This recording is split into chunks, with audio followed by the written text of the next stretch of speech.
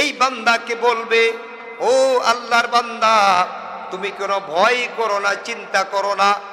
আল্লাহকে আল্লাহ বলে স্বীকার করেছিলা, আল্লাহর আদেশকে আদেশ হিসেবে মেনে নিয়েছিলা, আল্লাহ নিষেধগুলিকে নিষেধ হিসেবে মেনে নিয়ে মানার মাধ্যমে বাস্তবায়ন করেছিলা।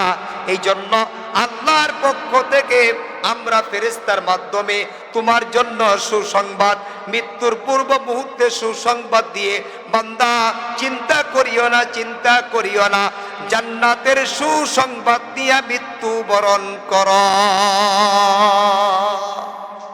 জান্নাতে সুসংবাদ পাঠাইবে কখন? যেই বান্দা আল্লাহর গোলামি করবে, আল্লাহকে আল্লাহ বলে স্বীকার করবে, আল্লাহর দাসত্ব করবে, এই বান্দার জন্য আল্লাহর পক্ষ থেকে মৃত্যুর পূর্বে পুরস্কার হলো ফেরেশতার মাধ্যমে সুসংবাদ পৌঁছায়া দিবে, জান্নাতের সুসংবাদ। খুশি আছেন যারা? জুড়ে বলেন আলহামদুলিল্লাহ। এমন সুসংবাদ মৃত্যুর পূর্ব মুহূর্তে ফেরেশতা যেন এসে জান্নাতের সুসংবাদ দেয়, তারপরে যেন আজরাইল জানটা কবজ করে নিয়ে যায়। এটাকে আমরা সবাই চাই। কে কে চাই? আল্লাহু আকবার, নারায়ে তাকবীর, নারায়ে তাকবীর। আল্লাহ এই এলাকার সকল মুসলমান ভাইদেরকে মৃত্যুর পূর্বে জান্নাতের সুসংবাদ দিয়া মৃত্যু নসিব করে দিও। সকলেই বলেন আমিন।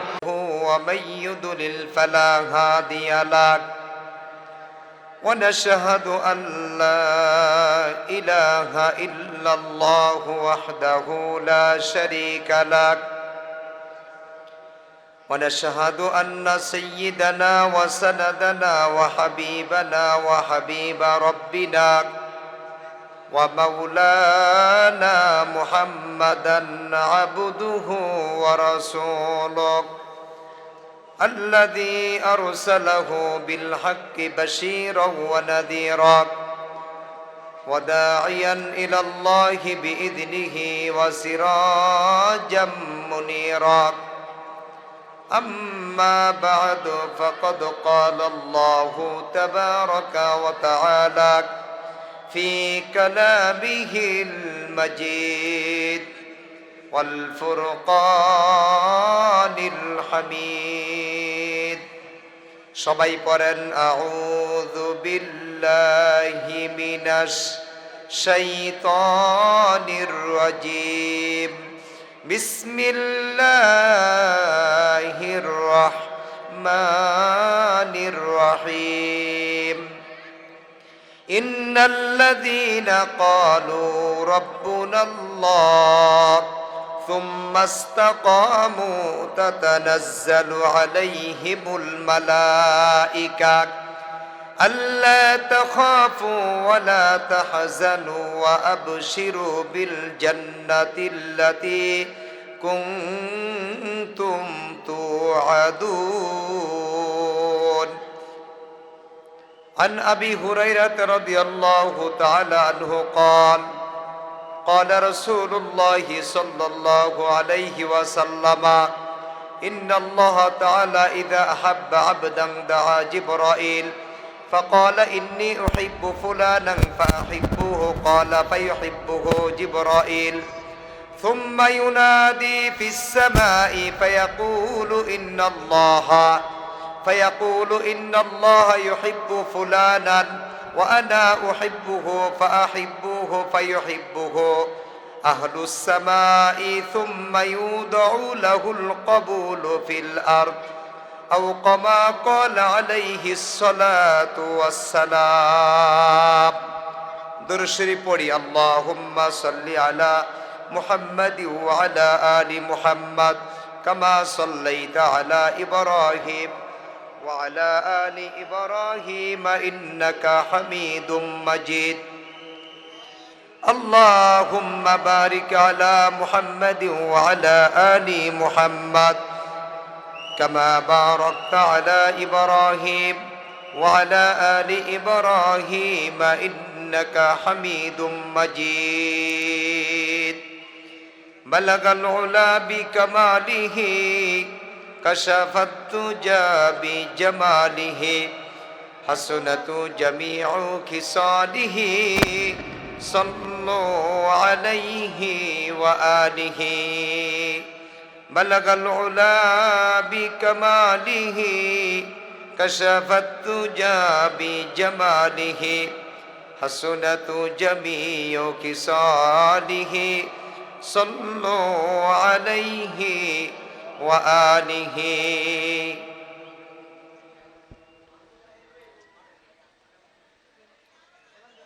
कर लगिया कंद मानुष कर लगिया हसो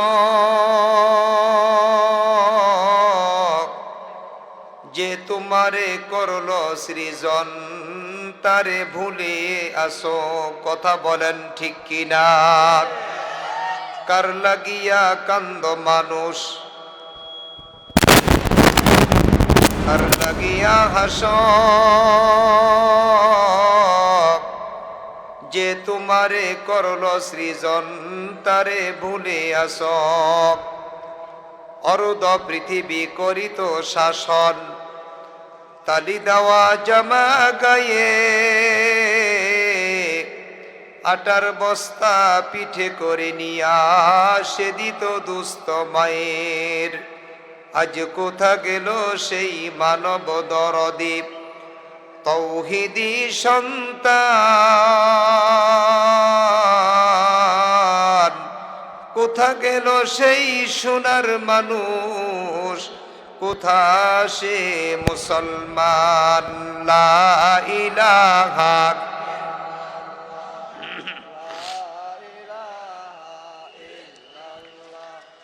লা ইলাহা ইল্লাল্লাহ লা ইলাহা লা ইলাহা ইল্লাল্লাহ লা ইলাহা লা ইলাহা ইল্লাল্লাহ মুহাম্মাদুর রাসূলুল্লাহ সাল্লাল্লাহু আলাইহি ওয়াসাল্লাম সুবহানাকা লা ইলমা লানা ইল্লা মা 'আল্লামতানা ইন্নাকা আনতাল আলিমুল হাকীম রব্বি ইশরাহ লি সাদরি ওয়া ইয়াসসির লি আমরি ওয়াহলুল 'উকদাতাম মিন লিসানি ইয়াফকাহু কওলি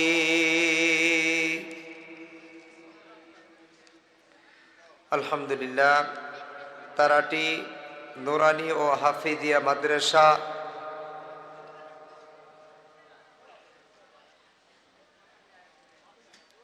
মাদ্রাসার উদ্যোগে আয়োজিত তাফসিরুল কোরআন মাহফিল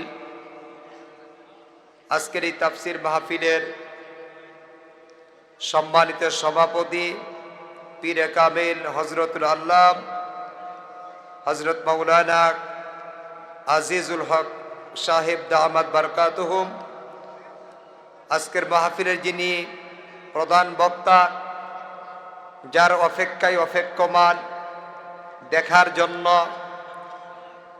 আল্লাহর কুদরতে সারা বাংলায় আলোড়ন সৃষ্টিকারী 26 ইঞ্চি বক্তা কত ইঞ্চি 26 ইঞ্চি বক্তা হযরতুল আল্লাহ হযরত মাওলানা মুতাসিম বিল্লাহ দামাত বারকাতুহুম আজকের মাহফিলের প্রধান অতিথি বিশেষ অতিথিবৃন্দ আলোচনা করেছেন হযরতুল আল্লাহ আমার খুব মহব্বতের পীরে কামিল আলহাজ হযরত মাওলানা সিরাজুল ইসলাম ফারুকী হযরতুল আল্লাহ মাওলানা মুশাররফ হোসেন হামিদি ও হযরত মাওলানা নারায়ে তাকবীর বাদ খান নাই আজকে নারায়ে তাকবীর প্রধান বক্তার আগমন মনে হয় বেশি একটা খুশি হন নাই খুশি হয়ে থাকলে জোরে বলেন প্রধান বক্তার আগমন হযরত মাওলানা মুতাসিম বিল্লাহ হুজুরের আগমন 26 ইঞ্চি হুজুরের আগমন এলাকাবাসীর পক্ষ থেকে আল্লাহ তাআলা আজকের মাহফিলের প্রধান বক্তা, বিশেষ বক্তা যারাই আছে, এই পোস্টারে যাদের নাম আছে, আর আমরা যারা শোনার জন্য আসছি, আমাদের সকলকে ইসলামের জন্য, দ্বীনের জন্য কবুল করুক। সকলেই বলেন আমিন। মুসলমান ভাইরা, আজকের এই মাহফিলে আসতে পেরে আপনারা খুশি না বেজার? খুশির আওয়াজ কি আসতে হয় না জোরে হয়? তো আওয়াজ তো হয়, জোরে হওয়ার কথা। খুশির আওয়াজ এমনিই তো জোরে হওয়ার কথা। এতগুলো মানুষ, কিন্তু আমাদের আওয়াজে মনে হচ্ছে আমরা খুশি না। আজকের এই মাহফিলে যে আপনারা আসছেন, এই মাহফিলে আসতে পেরে আমাদের কি লস হয়েছে না লাভ হয়েছে? লাভ। কেমন লাভ? এই বাগানের মধ্যে যারা বসছেন, জান্নাতের বাগানে প্যান্ডেলের ভিতরে যারা বসছেন, আল্লাহ রাসূল বলেন যে তারা জান্নাতের বাগানের মধ্যে বসছে। সুবহানাল্লাহ। জান্নাতের বাগানের মেহমান হলাম আমরা। তাহলে খুশি না হয়ে তো আর উপায় নাই।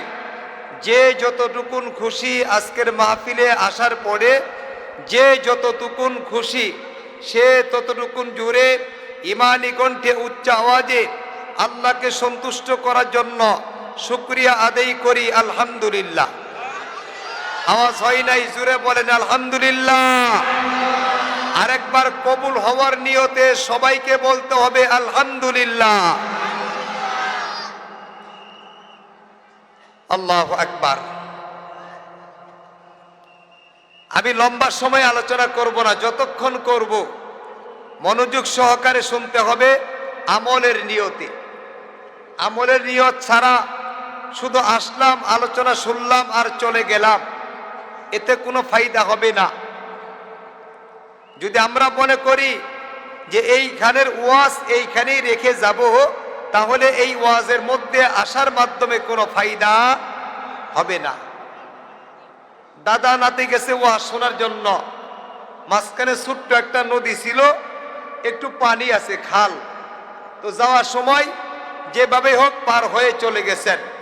ওয়াজ শুনে যখন আসতেছেন, ঠান্ডা পানি, হ্যাঁ, দাদা আস্তে আস্তে কাপড় উপর দিকে তুলতেছে, কাপড় ভিজে যাবে, আর নাতির কাপড়টা ভিজতেছে, নাতি কাপড় তুলে না।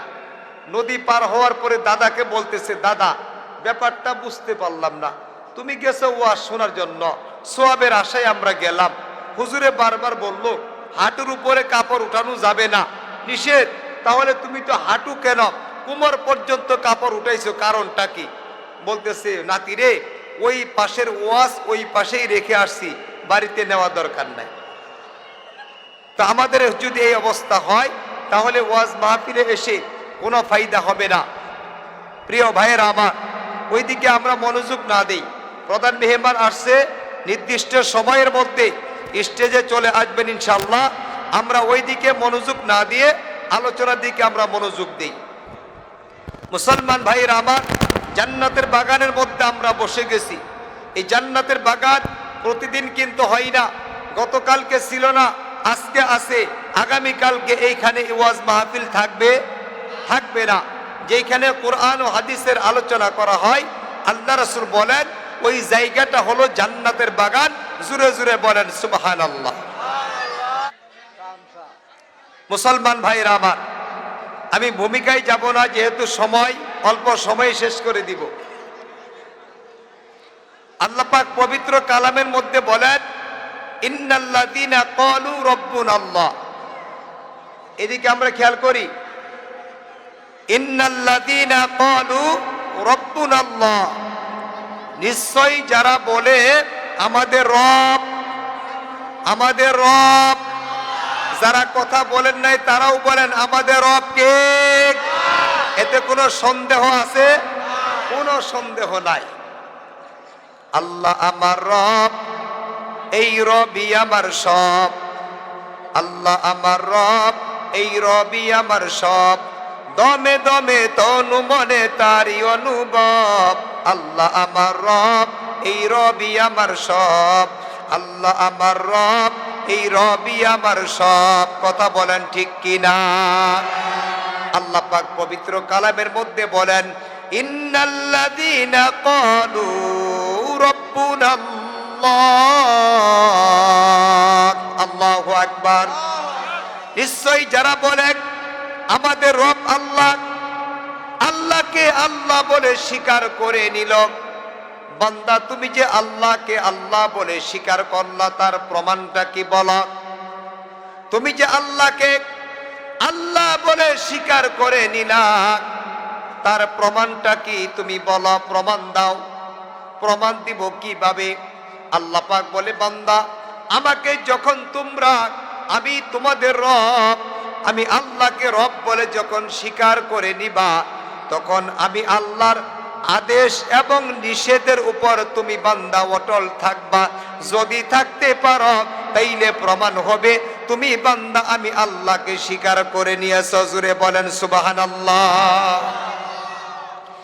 আল্লাহকে আল্লাহ বলে স্বীকার করে নিলাম, স্বীকার যে করলাম, প্রমাণটা কিভাবে দিব? আল্লাহর আদেশ এবং নিষেধ। আল্লাহর আদেশ কোনটা? নামাজ পড়া, এই আদেশটা কার? নামাজ যে পড়ি আদেশটা কার? নামাজ পড়ো পাঞ্জে গানা, কোরআন পড়ো বুড়ে। নামাজ পড়ো পাঞ্জে গানা, কোরআন পড়ো বুড়ে, বিনিময়ে কবর তোমার জ্বলবে খোদার নূরে। নামাজ পড়ো পাঞ্জে গানা, কোরআন পড়ো বুড়ে, বিনিময়ে কবর তোমার জ্বলবে খোদার নূরে। নামাজ পড়ে না যারা, রোজা করে না যারা, করে না ফরমানি, জাহান্নামে যেতে হবে সকলেই জানি। কথা বলেন ঠিক কিনা? পাক কুরআন পড়ো তবে, পাক কুরআন পড়ো তবে, শীতল করো প্রাণ, বিনিময়ে দিবেন আল্লাহ ইজ্জত সম্মান। পাক কুরআন পড়ো তবে, আমল করো আজ, পিতা মাতার উজাহাসরে পাবে নূরের তাজ। কথা বলেন ঠিক কিনা? আল্লাহ পাক এই নামাজ পড়ার জন্য বারবার আদেশ করেছেন। আল্লাহ পাক পবিত্র কালামের মধ্যে ঘোষণা করে দিয়েছেন, ওয়া আকিমুস সালাতা ওয়া আতুজ যাকাত ওয়ারকাউ মা'আর রাকিঈন।